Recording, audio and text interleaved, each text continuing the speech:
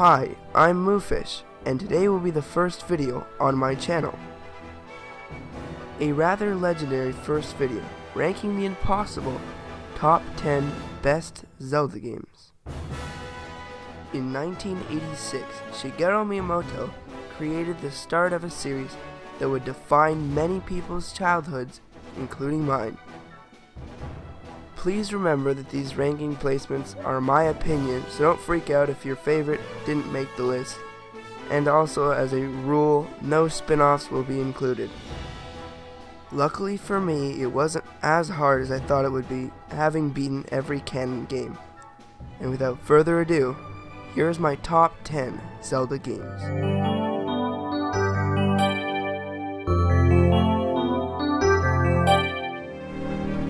My number 10 pick is Phantom Hourglass on the DS, released in 2007.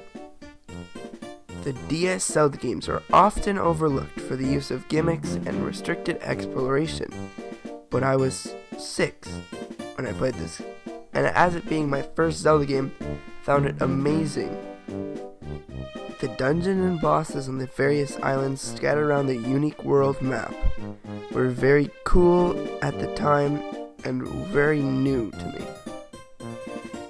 I never really liked the controls using the stylus all the time, and the music was extremely lacking for a Zelda game, which is one of the reasons it was prevented from getting higher in the list.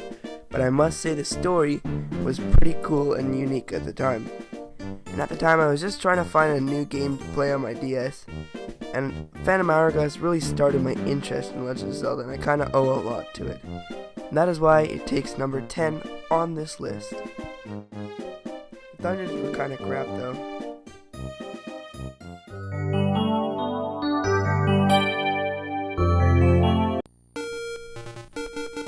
Number 9 goes to Minish Cap on the Game Boy Advance, released in 2005. Minish Cap is one of the most unique handheld Zelda games ever made by Nintendo, with beautiful art design and using 3D Zelda stuff in a 2D Zelda game. It had many memorable bosses, dungeons, and a very intriguing story, and is overall a very recommended handheld gaming experience. Surprisingly, most of the game was made in partnership with Capcom. Definitely a lacking side quest system with barely any structure and not very intriguing side quests. And the music again is not memorable in my experience, but it still holds up to be one of the best Zelda games of all time. 2009 Spirit Tracks on the DS takes number 8 on the list. The handheld Zelda games are very rarely seen as better than the large expansive 3D Zeldas on home consoles, and while I do agree with this statement, I must say that portable games still put up a very fair fight. Spirit Tracks is probably the best example of this, carrying over many things I love from Phantom Hourglass, but improving and adding some new things. This time a little bit more diverse bosses and dungeons. However, this exploration is still very limiting with the train, but it's still really creative at the same time. I also enjoyed the world map and the regions that are blooming with life. To end off the handheld games part of this list, Spirit Tracks takes number 8.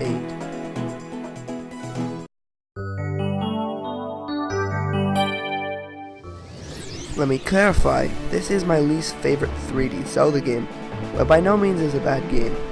I'm including the Wii U version as my favorite, because the GameCube version for me had a very lacking art style. Now I did like the cel-shadedness, but I felt that the GameCube's hardware limitations made it so that the dim, not very vibrant colors on the already not very textured plates made the cel shading on that game look disgusting. But on the Wii U, the colors and graphics and lighting make the game look so much better and much more enjoyable, especially in the open sea where you'll be spending most of your time. Like, the big open ocean is definitely one of the best senses of adventures in Zelda games. Truly it is. You get to explore at your own pace for most of the time. It's very innovative. And it always has a warm-hearted story that makes you just feel happy for playing what is a great Zelda game that I still recommend.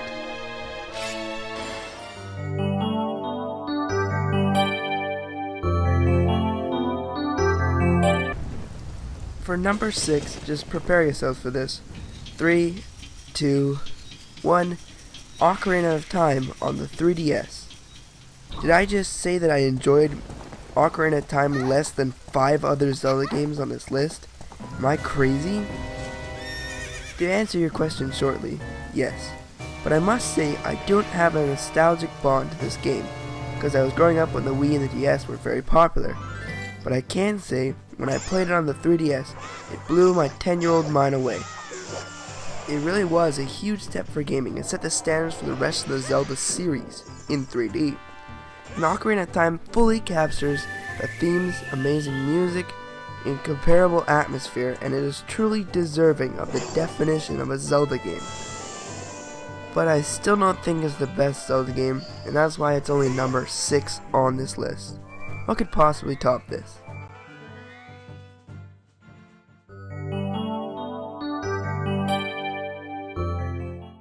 Number 5 is a little different. It's A Link to the Past and A Link Between Worlds together, both on the SNES and on the 3DS.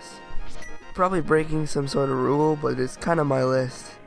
But I do have a real good reason to include 2 different Zelda games as number 5 spot. They are, like I said, very different games from very different systems and time periods, but the similarities are striking. Well, because one of them was originally a remake of the other, despite having the same Hyrule, both barely have any hand-holding, and the sense of exploration is unmatched in barely any Zelda game. It's not very limiting compared to Ocarina of Time. The amount of dungeons you can do in whatever order you want in the end game and the gameplay overall are incredible. And that is why I think it truly is a masterpiece, better deserving than Ocarina of Time and Wind Waker. Therefore, A Link to the Past and A Link Between Worlds are placed into the rank number 5 on this list. What could get higher than them?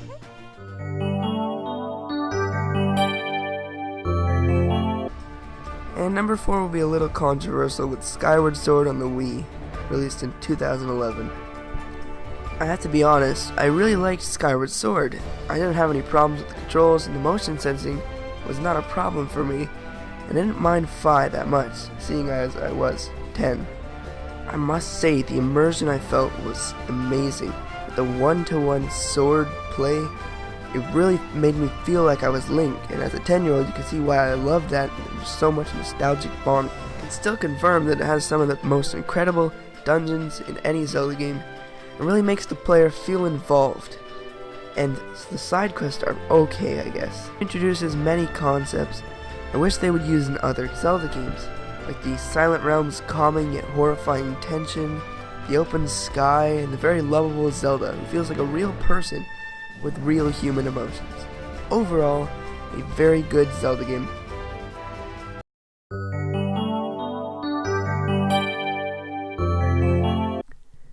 Number 3 is Majora's Mask on the N64. Where do I begin with this game? Nintendo has never really came close making a video game as depressing and eerie as Majora's Mask. The game follows Link as he tries to save the strange land of Termina, as he repeats the same days over and over again trying to save the lives of the world. The aspect that makes you feel the most emotion in this game is the way the characters react to the impending death. The depressed Zoras, denying town people, angry Dekus, and scary dead feeling of Icona Valley. This is one of the few Zelda games that makes the player feel emotions of sadness for the actual game world. And that alone would make me love this game, but there's more. The dungeons are mediocre, but the soundtrack works with the atmosphere and environment. Definitely makes Majora's Mask number 3 on the list.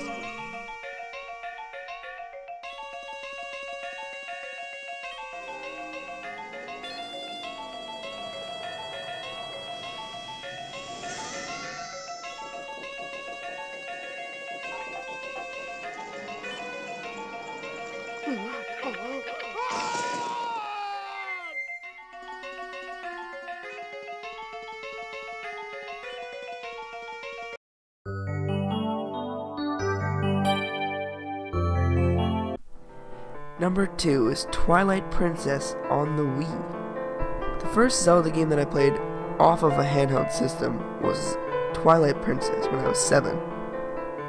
And yes, I will admit I am very nostalgia blind when it comes to this game, because this is what I grew up with, and it still holds up well today. Although even as a kid I really didn't like the nice realistic graphics, it didn't really sit well with me, but I must say that this game has the best dungeons in the entire series, such as the dark and creepy Arbiter's Grounds, the unique and perfected Snow Peak Ruins, and the over-the-top City in the Sky. Soundtrack is amazing, but at times not the best. It still holds up to be one of the best soundtracks, giving you the best sense of emotion in a Zelda game.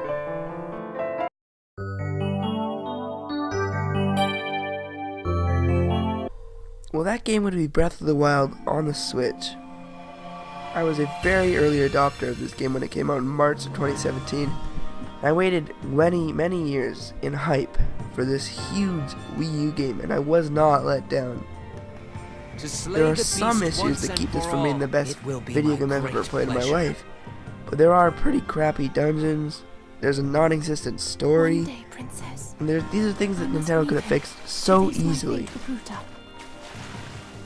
But you can't ignore the introduction of many things that should carry on to other Zelda games, like the DLC. There's like no hand-holding in the entire game. The cooking healing system is pretty cool how it worked in the game, and the intense number of shrines that offer an amazing form of mini dungeon scattered across Hyrule. This game really captures the sense of an adventure like none other, and while people say it doesn't feel like a Zelda game really, I think it has paved the path for a whole new and better line and standard for Zelda games for this immortal series of 18 influential, timeless classics.